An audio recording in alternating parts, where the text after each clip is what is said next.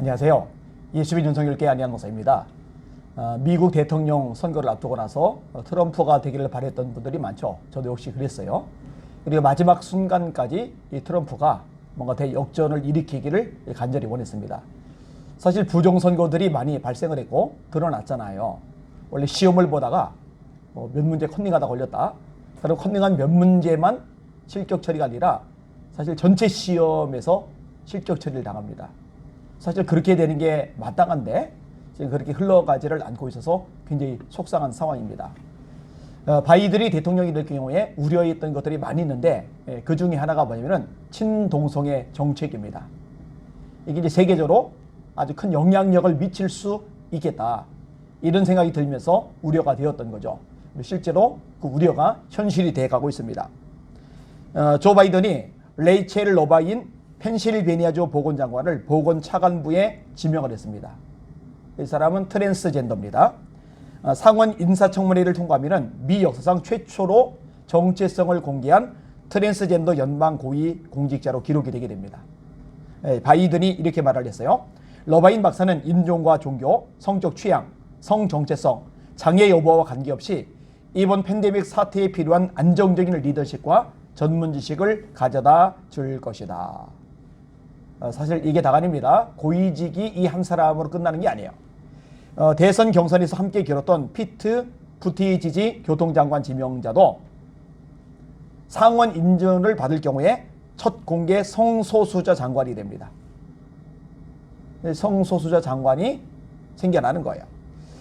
이런 성향은요 이미 예견된 일입니다. 이 조 바이든은요 2016년 8월 2일 당시 부통령 시절인데 워싱턴 DC에 있는 해군시설 영내에 있는 자신의 관저에서 브라이언 모스텔러하고 조 메시라는 남성 동성애 커플의 결혼을 주례했습니다. 이거는 비성경적이죠. 하나님께서 만드신 창조 질서를 어긋나게 하는 거죠. 남자가 부모를 떠나 여자와 연합하여 둘이 한 몸을 이룰지로다. 남자와 여자 사이의 결합을 말하잖아요. 우리가 우리의 모양과 형상대로 사람을 만들 때 남자와 여자를 만들고 그로 바다의 고기와 공중의 새와 땅이 움직이는 모든 생물을 다스리게 하자. 남자와 여자를 만드시죠. 생육하고 번성하여 땅에 충만하라. 땅을 정복하라. 생육하고 번성하려면 남자와 남자는 안 돼요. 여자와 여자는 안 돼요. 트랜스젠더도 안 돼요. 남자와 여자 사이에서만 가능한 거예요. 이 모든 것들을 뒤집어 엎는 게 성소수자들의 모습인 거죠. 근데 그런 것들을 공공연하게 지지하는 사람이 조 바이든인 거죠. 자, 남성 동성애자 두 사람 결혼 주례를 해놓고 뭐라고 말했느냐. 내 집에서 둘이 결혼하게 돼 자랑스럽다. 자랑스러울 일이 아니잖아요. 이보다도 행복할 수 없다. 2명의 오래된 백악관 직원, 2명의 멋진 사람들.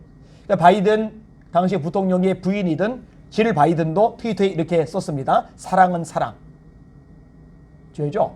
그 죄를 사랑이라고 그럴듯하게 포장하는 거예요.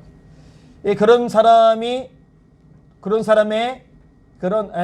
성향을 가진 아내를 둔 사람이 또 그런 성향을 가진 사람이 세계 최강대국의 대통령이 되었다. 아찔할 수밖에 없는 거죠. 사실 오바마 대통령이요 동성결혼 합법화 정책을 지지하도록 설득한 사람도 조 바이든입니다. 오바마 때 얼마나 나라가 엉망진창이 됐습니까? 근데 그렇게 되도록 설득했던 사람이 조 바이든이니 그리고 그 사람이 이 조 바이든이 대통령이 되니 어떻게 되겠어요? 이 걱정이 태산일 수밖에 없는 거죠. 자, 이런 식의 사람이기 때문에 동성애자들이 조 바이든에게 선거 자금을 모아서 제공해 주었던 겁니다. LGBTQ 이들이 성소수자들이 선거 자금 23억을 모아서 조 바이든에게 전달했거든요. 미국 상황 참 많이 걱정되는데 미국만이 아니에요. 대한민국도 굉장히 걱정이 돼요. 우리 대한민국 큰일 났어요. 미국의 영향 받아가지고 더 엉망진창 되게 생겼습니다. 차별금지 법안 지금 더불어민주당은 지지하려는 입장이죠. 정의당은 당연히 그렇고요. 국민의힘당은 이런 부분에 대해서 의식이 가치관이 너무 약해요. 보수 정당이라면 낙태 반대, 동성애 반대 이런 좀 뚜렷한 이슈를 가지고 목소리를 내야 되는데 그건 또 안 되고 그래서 이대로 가다가 차별금지법이 통과되고 차별금지법이 통과됨으로 한국교회가 엉망진창 박살이 나는 거 아닐까, 이런 생각이 들면은 진짜 마음이 다 들어갑니다. 정말 거대한 영적 싸움의 한복판에 저희가 들어서 있는 거거든요. 이 방송을 듣는 시청자 여러분, 지금 시대에 기도하지 않는 것은 직무유기입니다.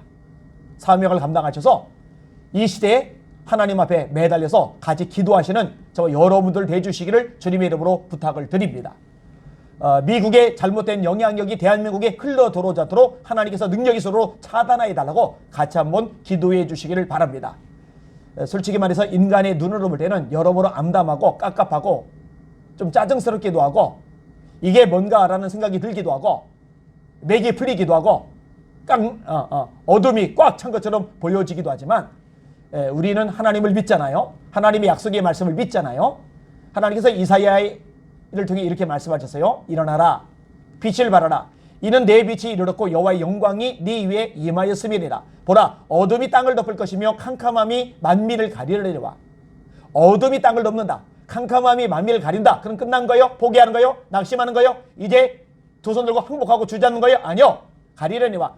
여호와께서 네 위에 임하실 것이며 그 영광이 네 위에 나타나리니 열방은 네 빛으로 열왕은 비치는 네 광명으로 나오리라. 하나님의 영광이 임하면 빛을 발하고 일어나고 어둠 속에는 수많은 사람들을 이 빛 가운데 오게 할 수 있거든요. 이것을 놓고 함께 목숨 걸고 한번 기도해 봅시다. 주님이 역사하실 줄 믿습니다.